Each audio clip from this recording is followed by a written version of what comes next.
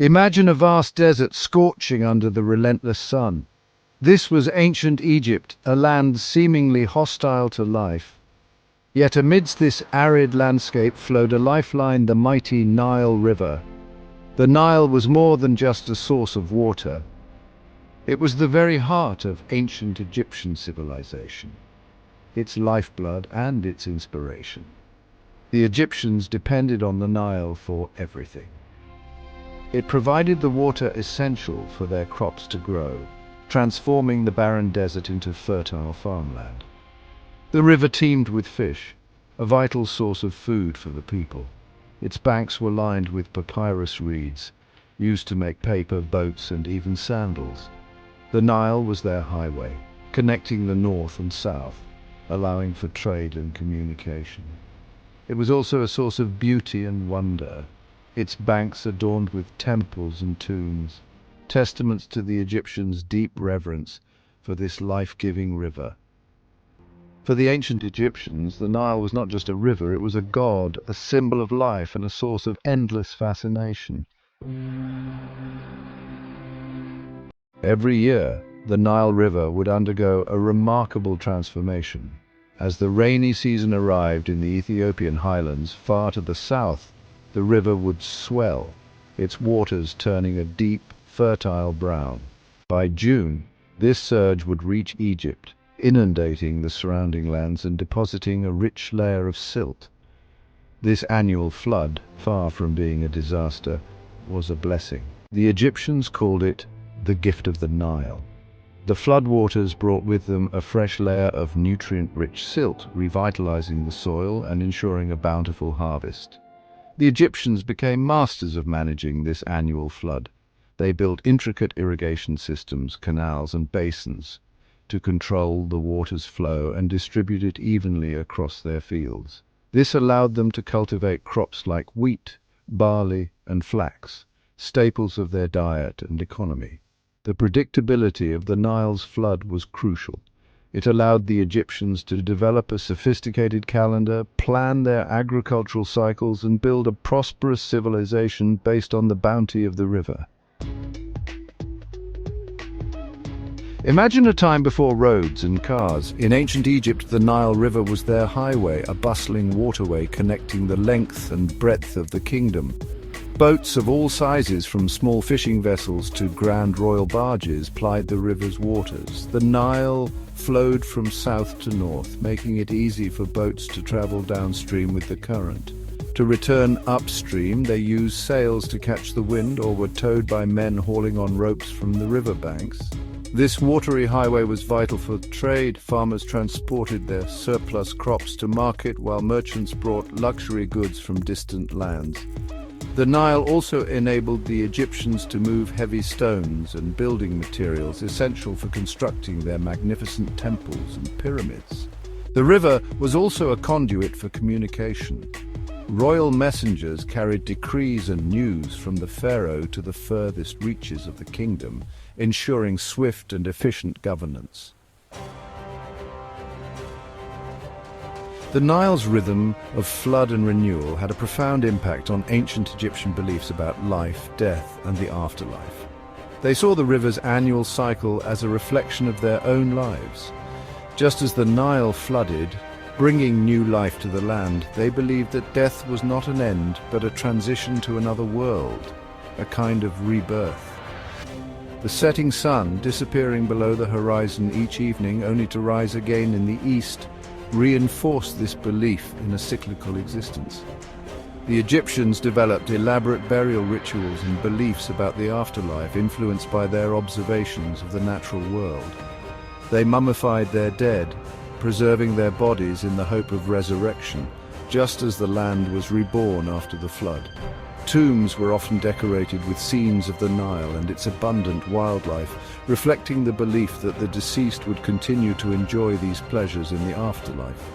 The Nile, in life and death, was central to the Egyptian worldview. Section 5, modern Egypt, still tied to the Nile. Thousands of years have passed, but the Nile River remains the lifeblood of Egypt. Today, 95% of Egypt's population lives within a few miles of the Nile Valley, a testament to the river's enduring importance. Modern Egypt still relies heavily on the Nile for agriculture. The construction of the Aswan High Dam in the 20th century gave Egyptians greater control over the river's flow, allowing for year-round irrigation and boosting agricultural production. The Nile also provides a significant portion of Egypt's electricity through hydroelectric power generated by the Aswan Dam. The river remains a vital transportation route, connecting cities and towns along its banks. While modern technologies have changed how Egyptians interact with the Nile, the river's importance to their lives and livelihoods remains as profound as it was for their ancient ancestors. The ancient Egyptians viewed their land as two distinct regions united by the Nile. Upper Egypt in the south was the narrow valley where the Nile flowed between towering cliffs. Lower Egypt in the north was the fertile delta where the river fanned out before emptying into the Mediterranean Sea.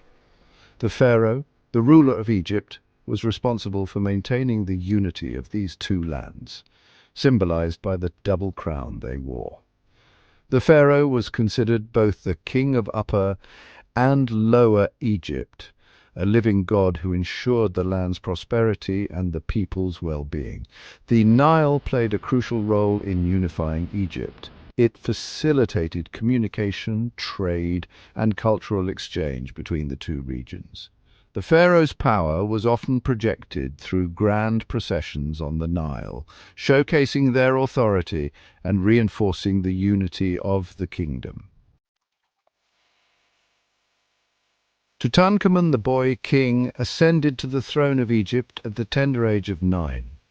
His reign, though short-lived, came at a time of great upheaval and change in Egyptian history.